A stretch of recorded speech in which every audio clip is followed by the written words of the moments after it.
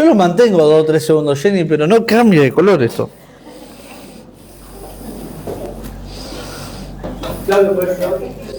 Ahí está, verde. Bien. Porque todo el mundo lo está viendo.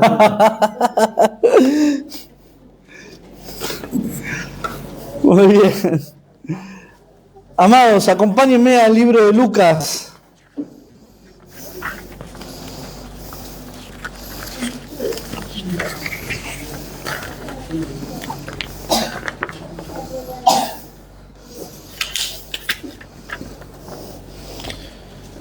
Libro de Lucas, capítulo 2. Y el título de este mensaje es 3 días sin Jesús. El título es 3 días sin Jesús.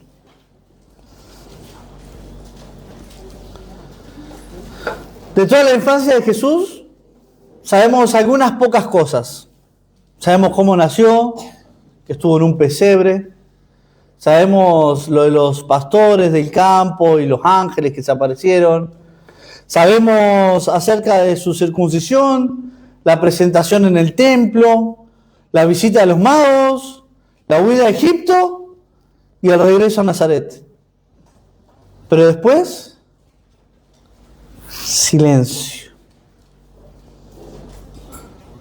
Pasan aproximadamente 12 años sin que la Biblia nos diga absolutamente nada acerca de esto. El silencio no es para contarnos un hecho maravilloso, un milagro. Lucas rompe el silencio para contarnos algo mucho más importante. ¿Qué ocupa el corazón de Jesús? ¿Qué tiene cautivado el corazón de Jesús con 12 años? Y creo que es ese precisamente el propósito de este pasaje. Lucas quiere responder a la pregunta: ¿cómo era Jesús antes de comenzar su ministerio? ¿Cómo era Jesús de joven? ¿Qué había en su corazón? Y lo que leemos, la respuesta es realmente sorprendente, porque Jesús con 12 años, con tan solo 12 años, toda su vida giraba alrededor del Padre. Y lo que vamos a ver son 3 evidencias de esto.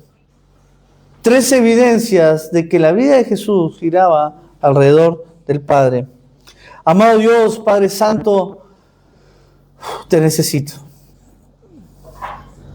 Yo no soy nada, Señor, soy polvo. Mi vida es finita, Señor.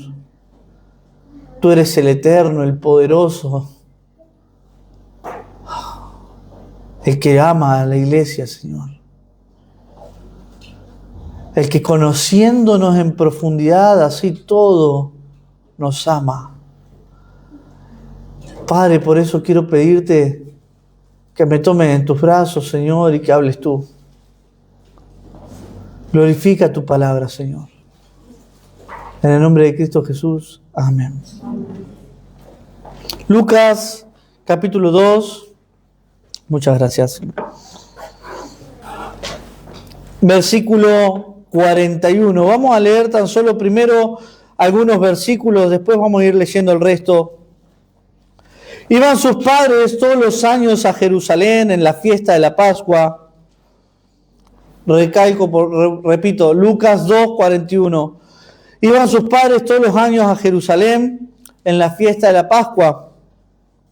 Y cuando tuvo 12 años subieron a Jerusalén conforme a la costumbre de la fiesta. Al regresar ellos, acabada la fiesta, se quedó el niño Jesús en Jerusalén, sin que lo supiesen José y su madre. Y pensando que estaba entre la compañía, anduvieron camino de un día y le buscaban entre los parientes y los conocidos. Pero como no le hallaron, volvieron a Jerusalén. Dios da testimonio acerca de José y María en este pasaje, de que ellos subían al templo todos los años para adorar a Dios en la Pascua. No había un año que dijeran, no, este año no vamos. No, este año fue un año difícil, estamos cansados. Para ir a la fiesta son 7 días, más los días de viaje y de vuelta. Es mucho tiempo que tenemos que dejar de trabajar. No estamos financieramente para ir a Jerusalén este año a celebrar la Pascua. No vemos eso. No vemos a María diciéndole, José, este año no, anda vos, llévate a los pibes. No hacer nada. No vemos. No vemos a ninguno de ellos diciendo, no podemos. Sino que, perdón, año tras año emprendían el viaje. Y no era un viaje sencillo, ¿saben? Desde Nazaret hasta Jerusalén había unos 4 o 5 días de viaje. Había que dejar el trabajo, había que organizar a la familia, había que preparar las provisiones para el camino, había que soportar el cansancio del trayecto. Era tiempo, esfuerzo, sacrificio. Pero ¿saben? Cuando uno ama al Señor, el sacrificio nunca parece demasiado grande. Adoradores de Pascua. Los verdaderos adoradores no estaban poniendo excusas. No les era una carga pesada. Los verdaderos adoradores querían llegar a Jerusalén y celebrar la Pascua y pensar en una sola cosa: en Dios. Su gracia, su misericordia, su poder. Cómo los sacó de Egipto, el pueblo que afligía el alma. Cómo los libró con mano dura. Cómo acabó con la vida de los hijos primogénitos de Egipto, pero preservó la vida de los hijos primogénitos de Israel por la sangre del Cordero. ¿Se acuerdan en los dinteles y en los postes? Que es un cuadro de Cristo, nuestro Salvador. Así cada año subía José y María con sus hijos, no por una simple costumbre, no por costumbre, sino para adorar a Dios que los había salvado. Y aquí quiero detenerme por un momento. No hace falta ir al templo en Jerusalén. No hace falta caminar 5 días para adorar a Dios. Cristo ya nos abrió las puertas. Pero la pregunta sigue siendo la misma. ¿Qué lugar ocupa Dios en nuestras prioridades? ¿Qué lugar ocupa Dios en nuestras prioridades? Muchas veces cualquier compromiso, cualquier cosita nos hace faltar a la iglesia. Pero una vez que no falte, que falte. Si entendiéramos tan solo que venir a la iglesia es Dios congregando a sus hijos para escuchar su palabra y adorarle. Si entendiéramos tan solo que es Dios reuniendo a los santos en un lugar para darle gloria y escuchar su palabra. Cualquier cansancio nos hace postergar el tiempo de oración. Cualquier distracción ocupa el lugar que le corresponde al Señor. Y José y María, lo que nos recuerdan acá, es que la adoración no es una actividad más en la agenda. Es una prioridad. Es una prioridad. Ellos no iban a Jerusalén porque ya tenían resuelto toda su economía ese mes. Y decía, José, estamos listos para enfrentar esto y vamos a celebrar la Pascua. No iban a adorar al Señor a Jerusalén porque el viaje estaba re bueno, era re divertido. Era un sacrificio. Era un sacrificio. Pero cuando uno ama al Señor, encuentra razones para acercarse a Él, no excusas para alejarse. Cuando uno ama de veras al Señor, encuentra razones para acercarse, no excusas para alejarse de Él. El amor siempre encuentra tiempo para aquello que considera valioso. ¿Qué es lo que tú consideras valioso? ¿Qué tan valioso es Dios para ti?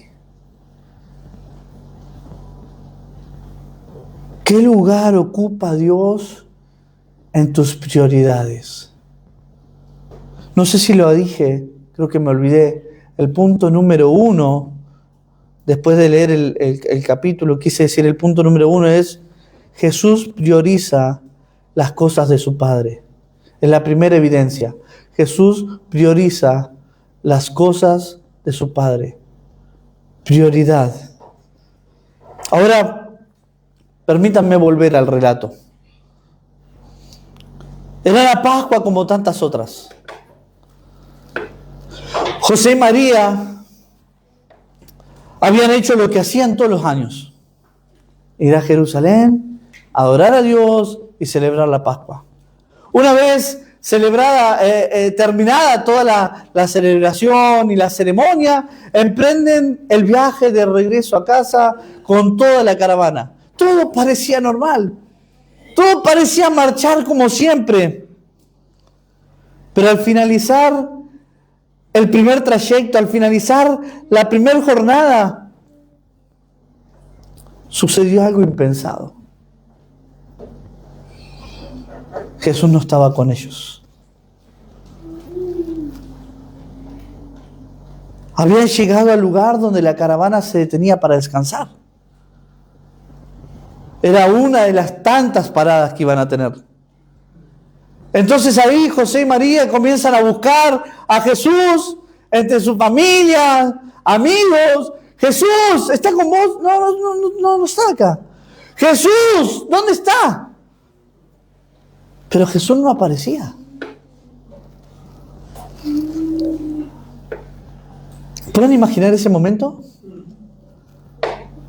Ese momento en el que el corazón parece que se detiene y un frío seco recorre tu cuerpo, erizando la piel, cada pelo.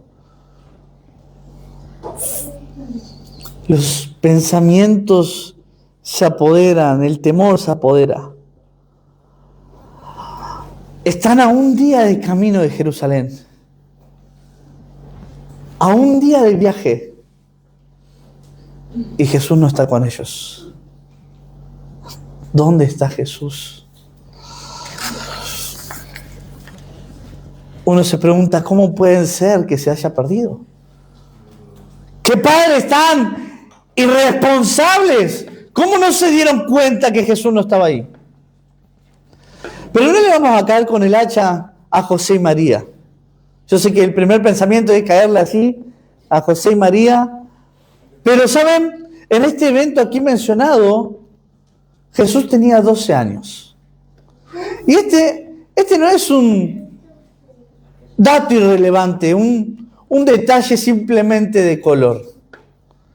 ¿Saben? En el mundo judío, Un muchacho de 12 años ya no era considerado un niño.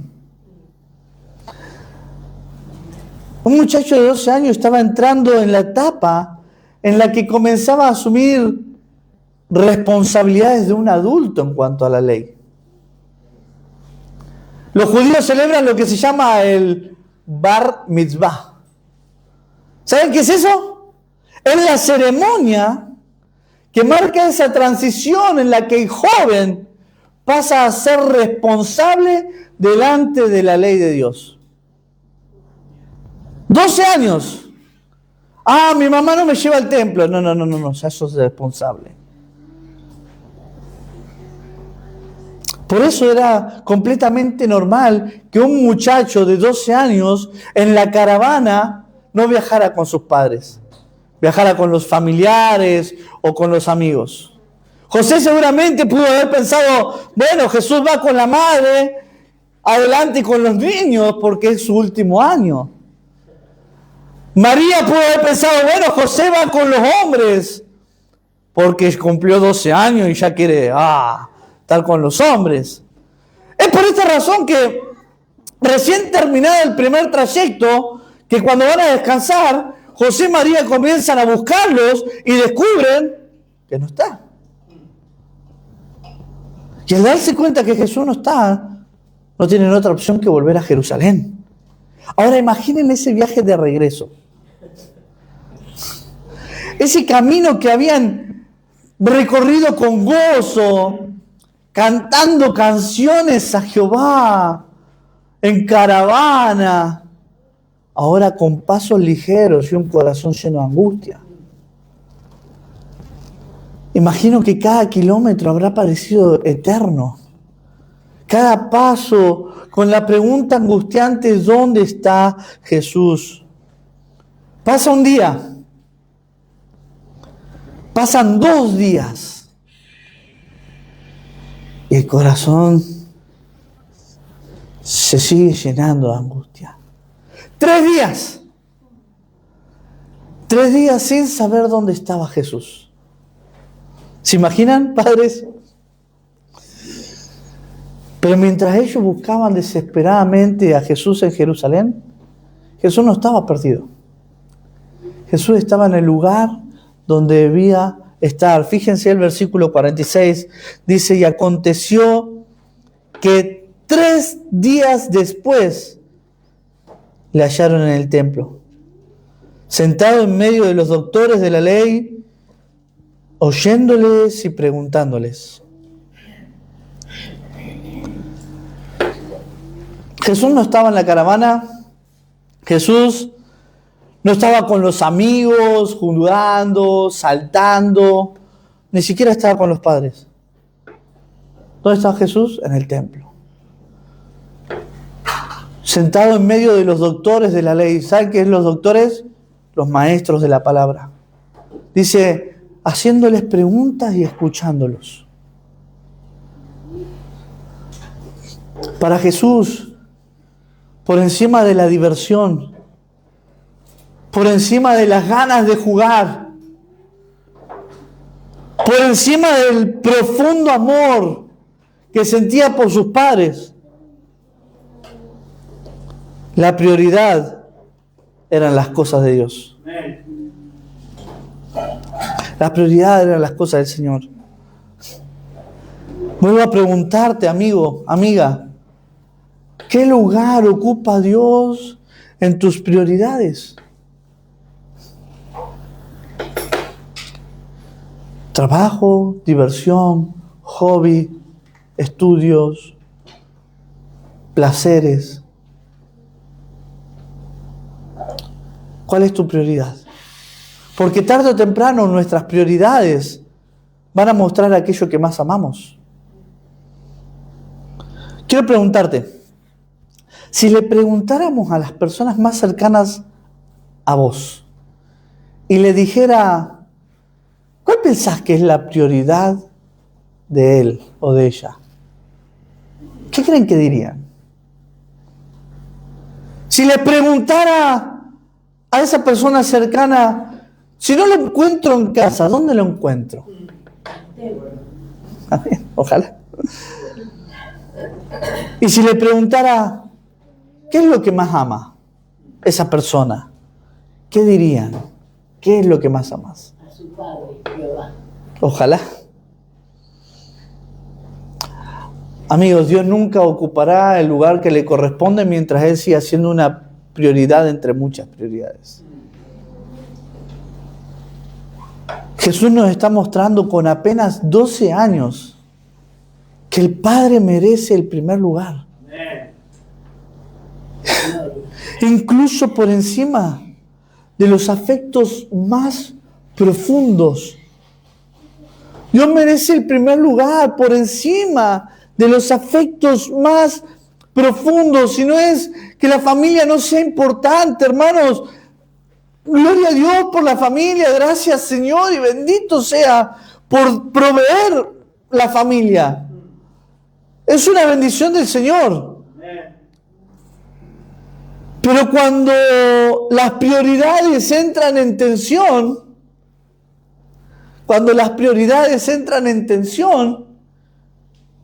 Jesús nos mostró que no hay duda que Dios llega al primer lugar. ¿Y vos? ¿Qué haces cuando tus prioridades entran en tensión? Dios y algo más. ¿Quién lleva la prioridad? Segunda evidencia. Jesús vive para las cosas de su Padre.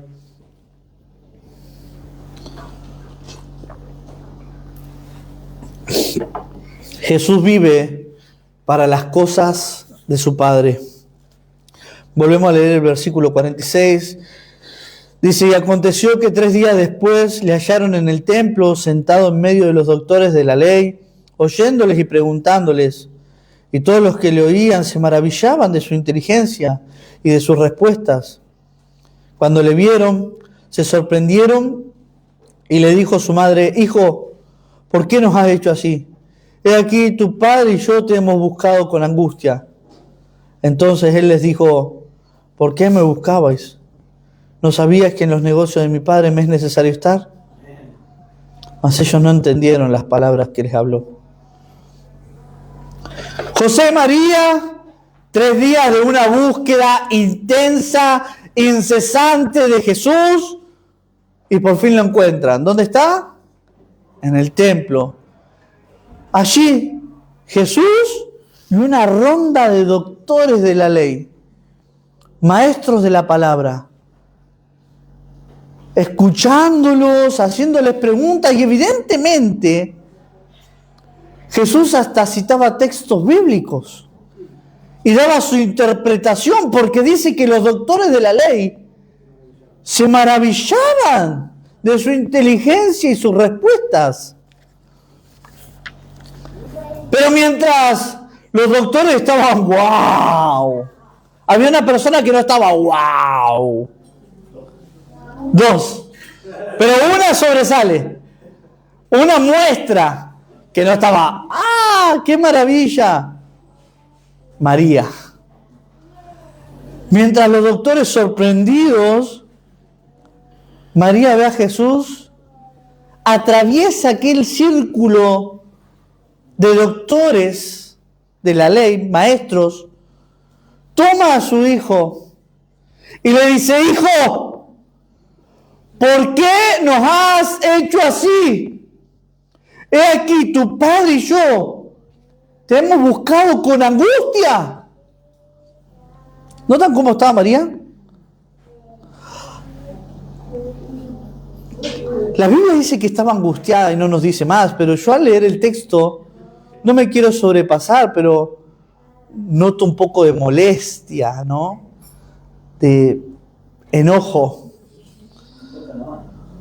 Porque ella le echa la carga, la culpa a Jesús diciendo, ¿por qué nos ha hecho así? En otras palabras, ¿por qué me hiciste esto? ¿Por qué me hiciste sentir esta angustia? ¿Por qué me hiciste sentir mal, Jesús? Ella está descargando su frustración. en él. Lo está culpando de haber hecho mal. Jesús, hiciste mal. ¿Por qué lo hiciste? ¿No ves que estoy angustiada? Vos acá hablando con los doctores y mi corazón a punto de explotar.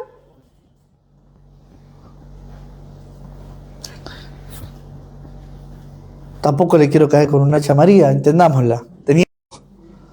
Jamás en 12 años, jamás le había dicho un drama. Jamás le había dicho como me hace Ciro. No. Jamás se le reveló. Jamás le causó un dolor de cabeza. Nunca le trajo un problema a casa. Y ahora se encuentra con que tiene 12 años, es responsable delante de Dios de guardar la ley. Decide quedarse en el templo y fue la primera angustia involuntaria que le causó a José y a María. Y digo la primera angustia involuntaria porque no era su objetivo angustiarlo. El objetivo de quedarse en el templo y de poner al Señor no era, ahora van a ver que yo soy Dios y hago lo que se me da la gana. No. No fue preocuparlos, sino que miren su respuesta. ¿Por qué me buscabais? ¿No sabíais que en los negocios de mi padre me es necesario estar? No fue una angustia por rebeldía, fue una angustia ¿por qué? Por poner a Dios primero. Y acá quiero decirte algo. Amado, amada, muchas veces, tristemente, le vas a romper el corazón a las personas que más amás por poner al Señor primero. Porque vos vivís para las cosas de Dios, pero esa persona no. Y te va a decir, ¿por qué me angustias así? Como si hubieras cometido un delito. No sabía que en los negocios de mi padre me es necesario estar, lo siento. Te causó dolor, pero es porque amo a mi Dios y no tenemos las mismas prioridades. Muchas veces le vas a romper el corazón a las personas que más amás si vivís para las cosas de Dios. Sépanlo, va a pasar. Así como así como Jesús en este momento generó una angustia involuntaria por poner las cosas del Señor primero. Ahora, estas son las primeras palabras que tenemos de Jesús registradas, ¿sabían? Después de 12 años, solo estas son sus primeras palabras. Y no fueron al azar. Fíjense que María le dice, tu padre y yo te hemos buscado con angustia. Y las primeras palabras de Jesús es, ¿no sabías que en los negocios de mi padre me es necesario estar? ¿Notan el contraste? María le llama José tu padre. ¿Y Jesús quién dice? Dios mi padre. Y no es que Jesús está despreciando a José. Jesús lo ama, lo honra, lo respeta y como vamos a ver unos versículos en un ratito más adelante, Jesús se le va a sujetar y se le sujeta a José. Pero Jesús aquí está revelando que existe una relación mayor. Una relación mayor. Antes que ser hijo de José, es hijo del Padre Celestial. Y por primera vez Jesús declara públicamente su verdadera identidad. Hasta ahora vimos a los ángeles diciendo quién es Jesús, a los pastores, a Simeón en el templo, a los magos. Pero esta es la primera vez en la que Jesús revela quién es su Padre. Y no solo eso, nos dice cuál era la necesidad de su corazón. ¿Qué ocupaba su corazón? Con 12 años, en los negocios de mi padre me es necesario estar. Esa expresión habla de una urgencia, de una necesidad, algo que Jesús no podía dejar de hacer. Jesús está diciendo, no podía estar en otro lugar, no podía estar haciendo otra cosa que no sea ocuparme de los negocios de mi Padre. Pero para entender el peso de esto, debemos entender primero qué quiso decir con los negocios de mi Padre. No piensen en una empresa, en una compañía, en un comercio.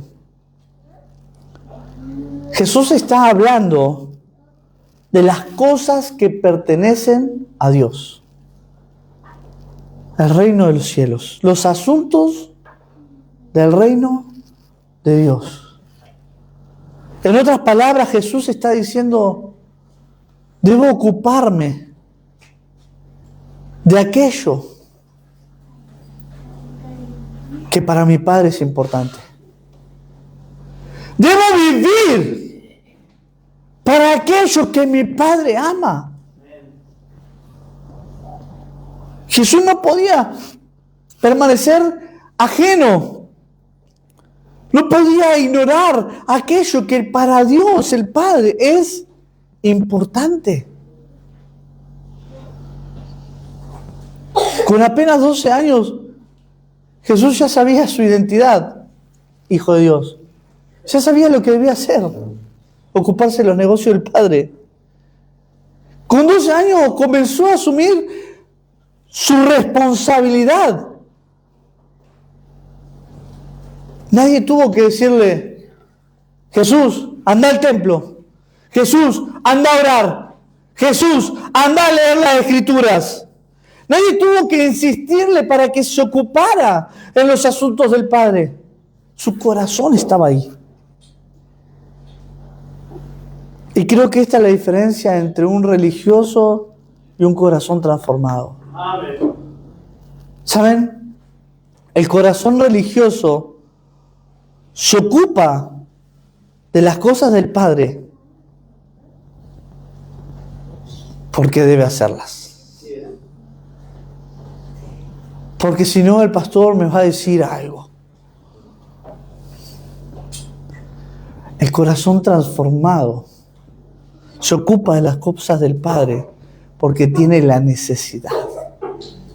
Hay una carga, hay un peso en el corazón. Porque no podía vivir de otra manera. Para muchos congregarse es una costumbre. Para muchos leer la Biblia es una disciplina. Para muchos servir al Señor es una carga pesada. Para Jesús ocuparse de las cosas del Padre era una necesidad. Una necesidad. Y amigos, no estoy hablando de una diferencia de conducta. Estoy hablando de una diferencia de corazón. Cuando alguien tiene hambre no hay que decirle, come. Es una necesidad. Cuando alguien se está ahogando no hay que decirle, respira, respira. Es una necesidad. Cuando un niño se golpea, no hay que decirle a la madre, ¡atendelo! Ella inmediatamente corre y lo atiende. ¿Por qué? Porque el amor produce una necesidad. Y eso es lo que vemos en Jesús. Su amor por el Padre produce una necesidad interior de estar ocupado en las cosas que para Dios son importantes. El amor al Padre produce una necesidad interior de vivir para aquello que el Padre ama.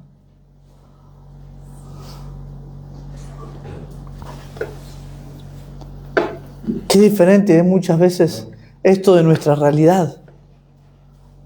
Hay jóvenes que solo leen la Biblia si alguien los obliga. Oran si alguien los anima. Van a la iglesia si alguien los busca. Van a la iglesia por alguien más, pensando en alguien, un amor, un afecto. Pero tristemente no son solo jóvenes, criaturitas, como diríamos, de 12 años, de la edad de Jesús. Hay adultos responsables para trabajar, responsables para estudiar, pero inmaduros cuando se trata de cuidar su relación con Dios y ocuparse de las cosas del reino de Dios. Son adultos para ganar dinero, pero quieren seguir siendo niños, criaturitas, cuando se trata de ocuparse de las cosas de Dios. Quieren seguir siendo criaturitas, que alguien los despierte, que alguien los anime, que alguien los empuje, que alguien los obligue, que alguien los llame, que los motive.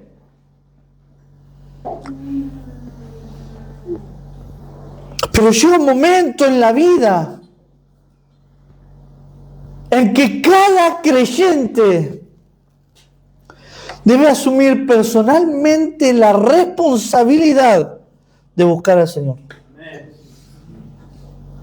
Llega un momento en la vida en que eres responsable delante de Dios. Para un judío, 12 años. ¿Y para vos? ¿A qué edad te vas a ser responsable delante de Dios?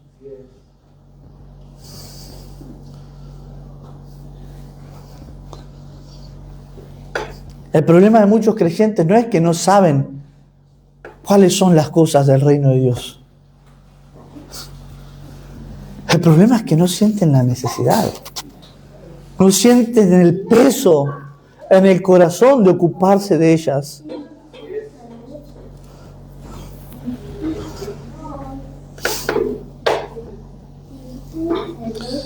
Leen la Biblia porque hay que hacerlo. Vienen a la iglesia porque hay que venir. Oran porque hay que orar. Cumplen. Pero no sienten el peso en el corazón. No sienten la necesidad de involucrarse en aquello que a Dios le importa. No sienten la necesidad de vivir para aquello que el Padre ama. Estamos ocupados en cosas que a Dios ni siquiera le interesan. Vivimos y volcamos nuestro corazón a un montón de cosas que al Padre ni le importa. No hay un peso, no hay una necesidad de vivir para aquellas cosas que a Dios realmente le importan y ama. Gastamos nuestro tiempo en cosas que al Padre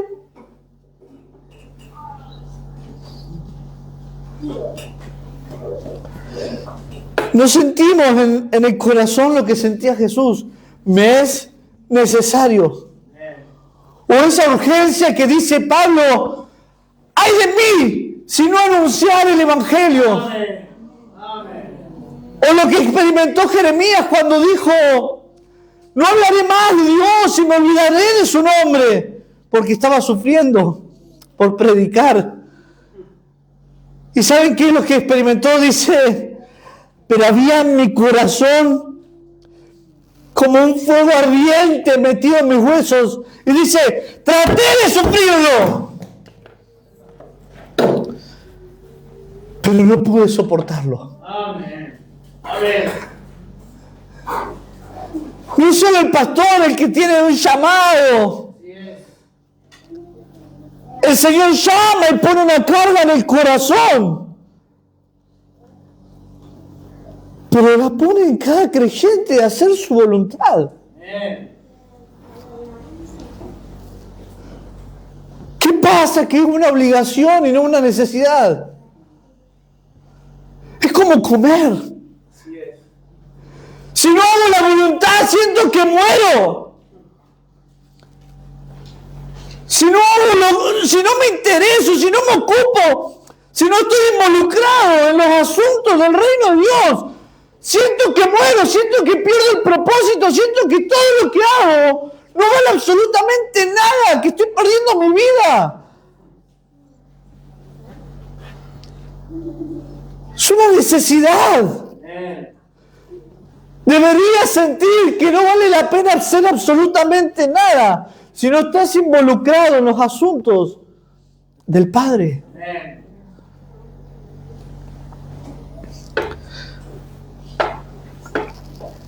Cuando uno verdaderamente ama al Padre, las cosas del Padre dejan de ser una obligación y se convierten en una necesidad. Así es. Tercero, y ya voy terminando.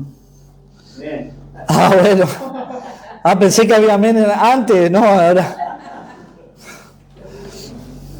Ese es el corazón religioso. Está quitando por todas las veces que...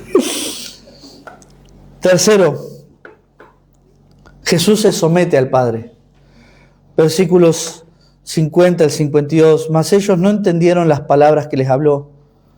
Y descendió con ellos y volvió a Nazaret y estaba sujeto a ellos.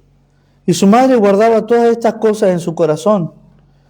Y Jesús crecía en sabiduría, en estatura y en gracia para con Dios y los hombres.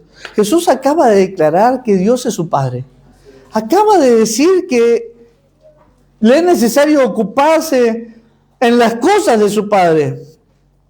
Acaba de revelar que existe una relación mayor y que su vida está gobernada por una autoridad mayor que la de José y María.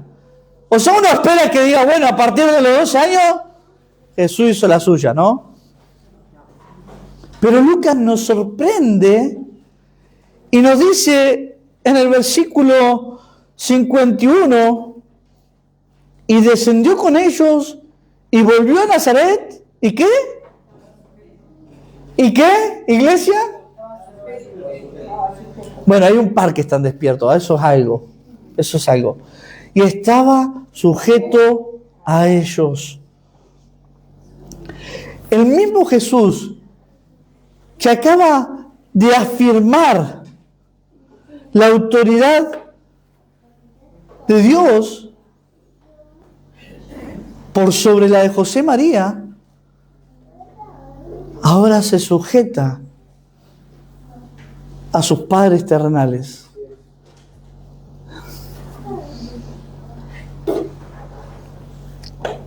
¿Por qué lo hace? Porque sujetarse a sus padres terrenales es parte de ocuparse de las cosas que Dios ama. Es sujetarse a Dios.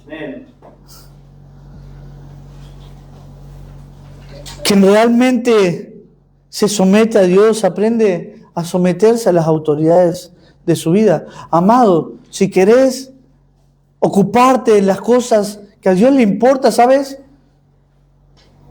A Dios le importa un corazón humilde, que es capaz de someter su voluntad por la debajo de la de otro pecador.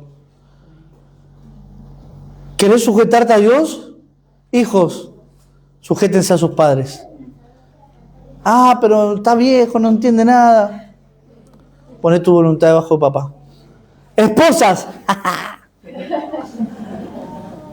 Esposa. Sujétense a sus maridos. Hombres, mujeres, empleados, sujétense a sus jefes. Sírvanles como al Señor. Y escuchen, si para ti es difícil sujetarte, piensen a marido, padre, hijo, si para ti es difícil, porque no son justos, porque te hablan mal, porque se equivocan, porque toman malas decisiones, porque no te entienden, porque no actúan como deberían, porque te dicen que hagan algo y ellos no lo hacen. Si para ti es difícil, no, porque mi marido no me ama, no me es cariñoso. Si para ti es difícil, tan solo quiero que tomes un momento para imaginar a Jesús siendo completamente perfecto, teniendo que sujetarse y poner su voluntad debajo de dos pecadores y obedecerles. Si para ti es difícil, imagina al perfecto Dios teniendo que poner su voluntad debajo de dos de las criaturas que Él formó, que se equivocan, y ponerse debajo de dos personas que la van a pifiar, dos pecadores, y decir sí, sí papá, sí mamá. ¿Se dan cuenta? ¿Lo vieron? Al perfecto Dios poniéndose debajo de dos pecadores es único. ¿Quién somos nosotros para decir, no, es que yo no me sujeto porque no sabe? Él. Qué lección, hermanos. Vivimos en una generación que desprecia la autoridad, en la que todos quieren mandar, cada uno quiere hacer lo que se parece. Los grillos quieren ser su autoridad por sobre los padres, las mujeres por sobre el marido, los empleados por sobre el jefe. Pero Jesús nos muestra una verdad diferente. Él nos dice ocuparse de las cosas del Padre también. Es obedecer al Padre. Aunque sean imperfectos. Aunque sean imperfectos. El Hijo Eterno de Dios pasó la mayor parte de su vida en un pequeño pueblo llamado Nazaret, aprendiendo un oficio y obedeciendo a José y María. Lucas no nos cuenta en esos 30 años milagros, no nos cuenta sermones, nos cuenta algo aún más sorprendente: les estaba sujeto. No sé, a mí me sorprende. Durante 30 años la voluntad del Padre para Jesús fue vivir una vida sencilla de obediencia. Pasó 3 años y medio predicando, haciendo milagros, pero pasó 30 años viviendo en silencio, en sujeción a dos pecadores. Y como resultado de esa vida de obediencia, Lucas termina diciendo en el versículo 52, y Jesús crecía en sabiduría y en estatura y en gracia para con Dios y los hombres. Es decir, el crecimiento de Jesús no fue alrededor de la fama. El crecimiento de Jesús fue en medio de la obediencia. Antes de predicar a multitudes, antes de sanar enfermos, antes de convertir el agua en vino, antes de enseñar, antes de ser el Cordero perfecto para el sacrificio, vivió cada día sometido a la voluntad de sus padres. Amados, si vas a imitar a Dios, al Señor, si vas a ocuparte en las cosas de Dios, una de las cosas es, debes poner tu voluntad debajo de las autoridades que Dios puso por encima tuyo. Dios ama el corazón humilde. Termino. Amados, conclusión. El primer punto era, ¿qué prioridad ocupa Dios en tu corazón, en tu vida? ¿Encuentras razones para acercarte o excusas para alejarte? ¿Encuentras tiempo para el Dios de tu salvación? El segundo punto era que Jesús vivía para las cosas del Padre. ¿Tú cumples? ¿O tienes ese peso, esa necesidad de estar ocupado en las cosas que al Padre le importan? No solo Jesús tenía una relación mayor que la de sus padres. Tú como hijo de Dios, Él es primero. Ya es hora de hacerte responsable.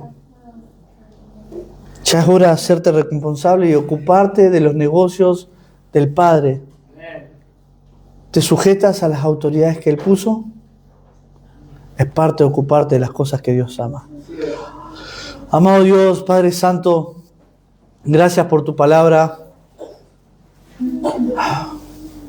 Qué increíble, Señor.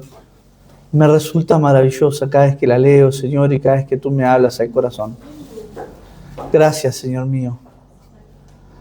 Moldéanos aún más a la imagen de tu Hijo Cristo. Ayúdanos a ser cada día más como Él. No en nuestra fuerza no podemos hacer nada, pero en la maravillosa obra de Cristo Jesús, Señor, que tu Espíritu Santo nos moldea a su imagen. En el nombre de Cristo Jesús. Amén.